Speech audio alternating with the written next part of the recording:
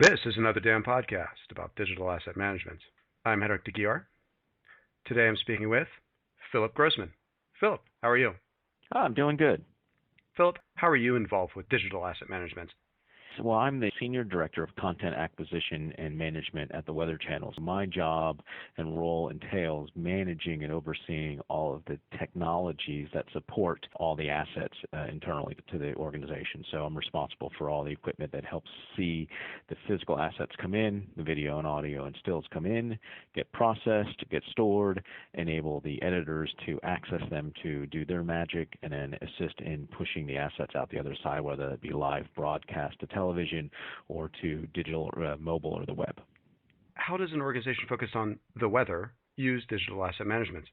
In our world, we have both television, so we're one of the largest and most distributed television networks in the United States, over 100 million households. We also have one of the most widely downloaded applications, the weather.com app, as well as our weather.com website. And so throughout all of those, we are an asset-centric organization, obviously video and stills. And so in our world, we have 22 hours of live programming per day, roughly, that we fill with digital assets, whether that be things we create ourselves, long-form programming that comes in from third parties, or in some cases what we call user-generated content, people in the field who have a passion for weather who send us video and still images.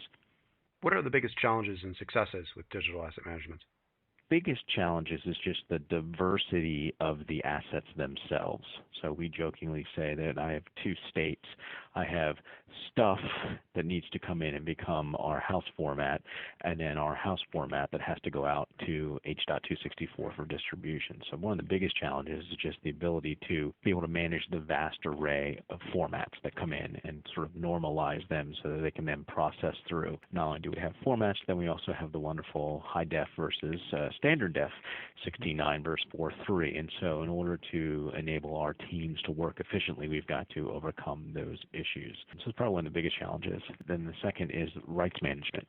For us, because we have a combination of material we create ourselves as well as material provided to us by third parties or end users, we have to be able to manage when this content can be used. Some of it can be used on television, some of it can't be used on television, some on the web, but some on television and the web, but only on the web for 4 days, on television for 14 days. So we have a really intricate rights management process, which again goes back to the asset itself, and at the end of the day, it's the metadata that's on the asset. So that's probably one of the other challenges. And for us, success is just being able to increase the sheer velocity of material we're able to bring in as raw material to allow our editors and producers to create interesting material out of.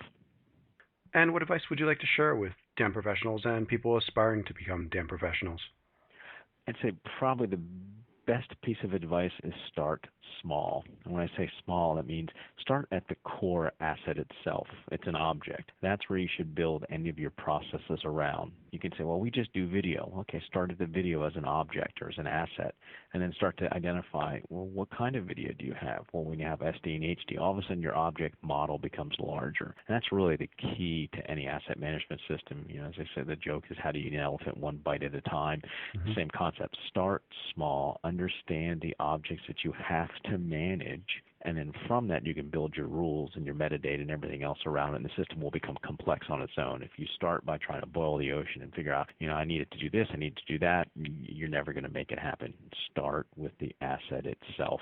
Figure out all the metadata that goes around that asset, and that metadata in and of itself helps determine what you're going to be able to do with it. You say, well, I got to be able to make sure that it doesn't play on the web. Well, then that has to be a field that says I'm not allowed to play on the web, and so that sort of drives the model and workflows. And almost every automated workflow today is based around the metadata that you have with your assets.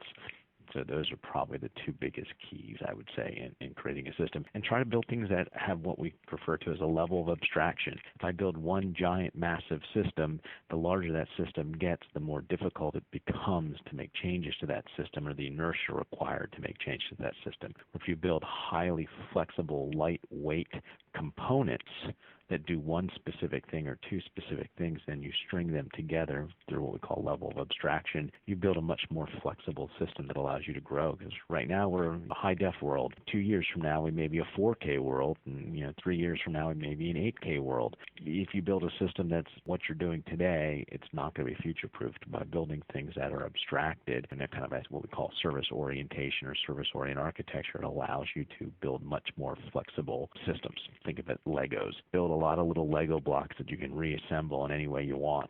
If you try to build just one giant Lego, it's an inflexible model. Great points. Well, thanks, Philip. Yep. Well, thank you. For more on digital asset management, log on to another damblog.com. This podcast is available on Audioboo and iTunes. Thanks again.